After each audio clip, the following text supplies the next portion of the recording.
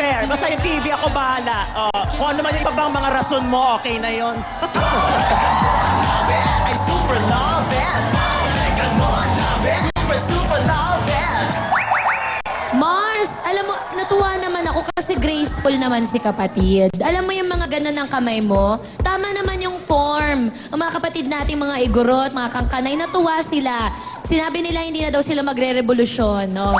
Nung umpisa nandun sila sa labas, nahanap kayo. Pero pinauwi na namin kasi nung nakita niya, graceful naman. Maganda ang mga pitik ng iyong kamay. Kumbaga, meron siyang talent sa pagsayaw. Pero yun yung talagang nakakatuwa kasi. Itong Talentadong Pinoy, iba na eh. Hindi na lang talaga siya basta talent show, hindi na lang basta to showcase ng kung anong kayang gawin ng Pilipino. Siguro ito rin kagaya ng lagi namin sinasabi, showcase din ng kabutihan ng marami pa ring Pilipino na hindi lang sarili ang iniisip. So, ibigay mo ang TV sa kanya at kung anong makukuha mo dito, pampakabit mo ng kuryente para mapanood mo ang Talentadong Pinoy lagi. Thank you. Dahil para to sa'yo. Go! Fight! Alam mo, Nano, ilang buwan akong nagbakasyon mula dito sa Talentadong Pinoy. At sa aking pagbabalik, ano ang bumungad sa aking harapan? Yang bahag mo gawa sa placemat. Yang alampay mo ay table runner. Yang kwintas mo ay everlasting. At may kurtina kang pinaitungan ng 2 palayok. Okay? Ang background mo, Banawi Rice Terraces. Ang music mo ay Africa. At sumayaw ka ng, I think approximation ng isang tribal dance. Pero ngayon lang ako nakakita ng isang igorot na nag-split. At may hawak na 2 baso na may kandila na pandango sa ilaw.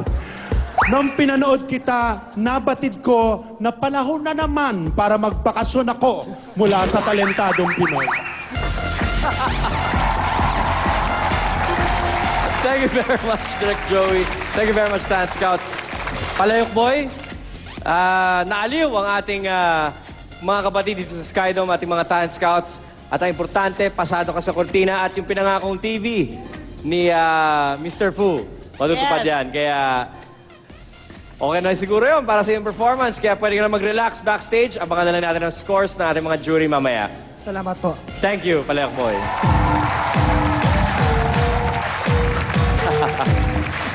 Hindi alam ng ating susunod na talentadong taga Cebu na may auditions para sa ating palabas hanggang inudyokan siya ng kanyang mga magulang na sumali. Ito po ang iba pa niyang mga kwento. Hindi ko po alam na merong audition, actually. Me and my dad were like just going around SM. And then we were walking around and then my dad said, anak, merong audition dun sa food court. My dad is a retired colonel. And my mom is currently working as a guidance counselor. Ako, I am second year college, HRM. It was weird kasi yung dad ko at first, sabi niya sa akin, ayaw niya magpulis ako. Tapos naman, ngayon, gusto niya magpulis ako. Kaya I get confused. Kaya I decided to take a course na hindi choice nila. Here to warm our hearts with his cool vocal style is Edwin Joseph Castañeda, or simply EJ.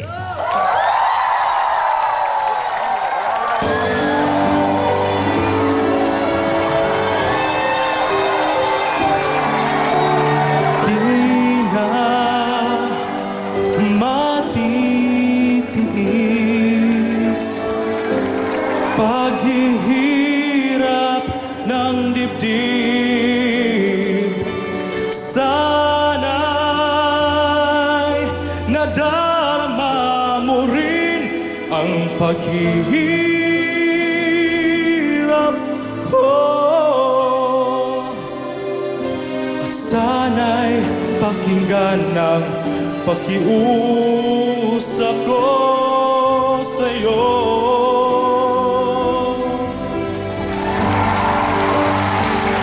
Hindi ko na hinahangad ang yaman sa mundo. Pag Pagmamahal mo lang ang tanging hinahanap ko. Maaari bang sana'y patawarin mo ako pagkat tayong dalawa ay sa isa't isa.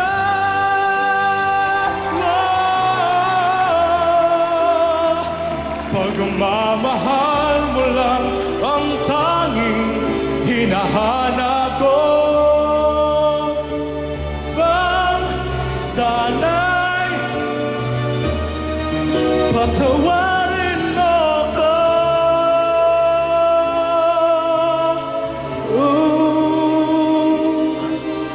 Pagkat tayong dalawa,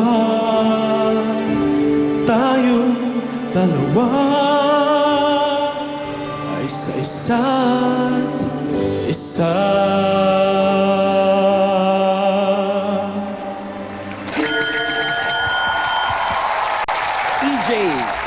EJ, pare ko, dito tayo. Pakinggan natin ang sasabihin ng ating Talent Scouts tungkol sa iyong performance. Guys? EJ, para sa akin ba yung awiting yan? Chos.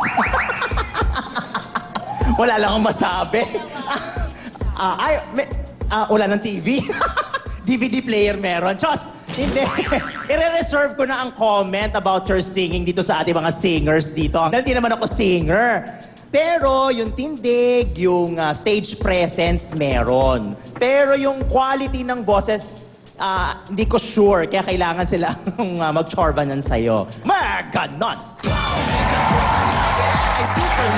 EJ, maganda ang iyong stage presence. Talaga nung pag-akyat ng kortina, snobbish. Sabi ko talaga, nakatingin sa baba, tapos may ganon. Kumbaga, may aura kang pinapalabas. At dadama naman namin yon. Gusto namin na may ganon klaseng confidence ang lahat ng umaakyat sa entablado.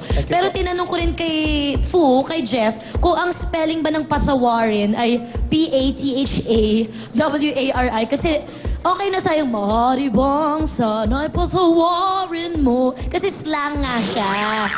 Oo. So, pagkakanta ka ng Tagalog, kuya, ng Filipino, sa wikang Filipino, anuhin mo ang tamang baybay ng mga salita nang sa gayon ay maintindihan ng ating mga kababayan na hindi nakakaintindi ng Ingles na ang patawarin ay talagang patawarin naman pala talaga ang ibig sabihin. Patawad na daw, patawad. Patawad na. Sorry na nga, sobra ka na eh.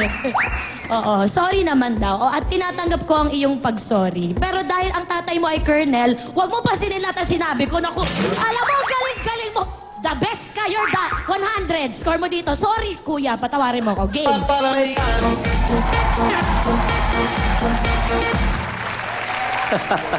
Ikaw natakot ka pa? Colonel ang tatay, Aba, guidance mabait counselor. naman si Colonel, no? Oo, retirado na ba? In that case, pwede. mag-aral kang kumanta. Charos. Sobra ka. Alam mo, AJ, tama. Maganda yung stage presence mo. Ang masasabi ko dahil hindi naman masyado ma-figure out ni Mr. Fu. Maganda yung timbre ng boses mo. At na-appreciate ko rin na iniiba mo yung style mo dun sa song na yon. Kaya lang, may kaya lang, syempre. Ang feeling ko, ito yung isang pagkakamali ng mga Pilipino. Akala kasi nila, kailangan parating mataas yung kinakanta nila. Kailangan parating ibirit yung kanta. Kailangan yung ibabagay sa range ng voice mo. Kasi nung kumanta ka at dun sa mga mabababa at low notes mo, ang ganda-ganda ng timbre ng boses mo. Kaya lang na medyo tumaas na, nahihirapan ka na. Ibig sabihin, yung kanta, pwede pang ibaba para sa tamang key na pwede mong abutin, di ba?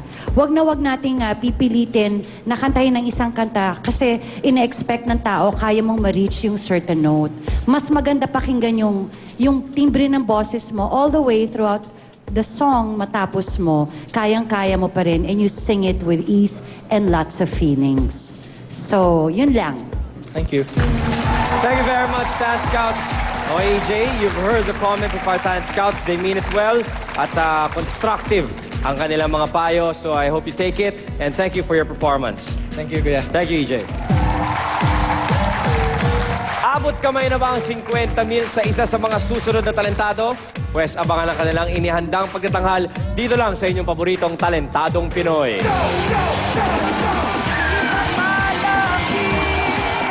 Siya na yata ang pinakaswerteng umapa dito sa entablado dahil pati mapanuring panlasa ni Direk Joey sa kaniya na pangiti. Galing mo, bata ka. Magpapatumba kay Sor, nakita na ba?